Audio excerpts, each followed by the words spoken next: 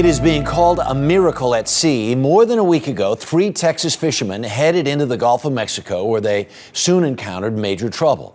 Their 23-foot boat capsized and they were forced to spend the night next to 8 days struggling to survive. And as they clung onto the boat with only crackers and gum to sustain them. Then on Saturday, they were found by another boater more than 180 miles from shore.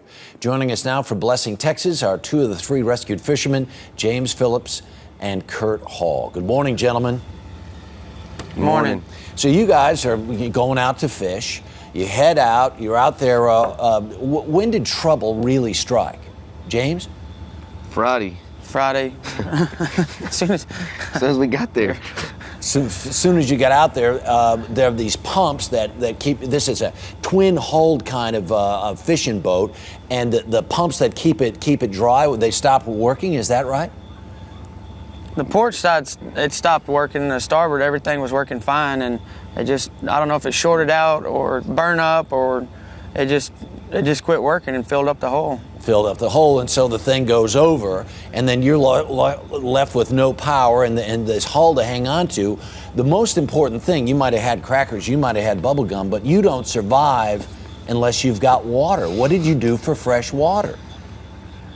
We had 2 gallons of water stored in one of the front compartments of the boat, and we started with that, and then after we got down to about 1.5 gallons, I told Kirk, I said, we got to do a little something more about water. I don't think this is going to last. And we had a freshwater tank that had 30 gallons of water on it. And I swam down and grabbed the hose and pulled it up. When I turned the nozzle, it was fresh water.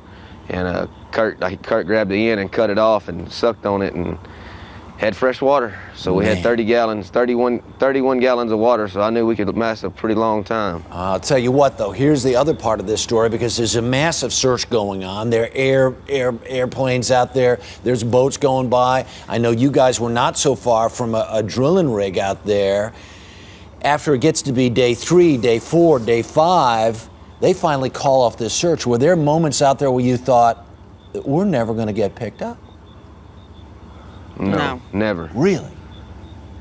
Never. There's too many people out there.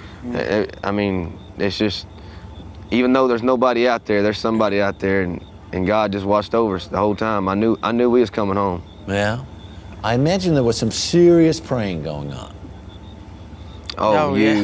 you have no idea. You have no idea. A lot. What did you promise not to ever do again if you came out of this alive? Oh, you don't. We can't even talk say that. There's lots of promises made out there. I promise, and I'm gonna hold every one of them.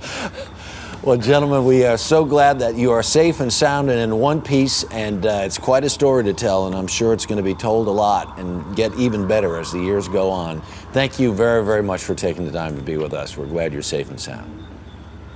Thank you. Thank you. Take care. You bet.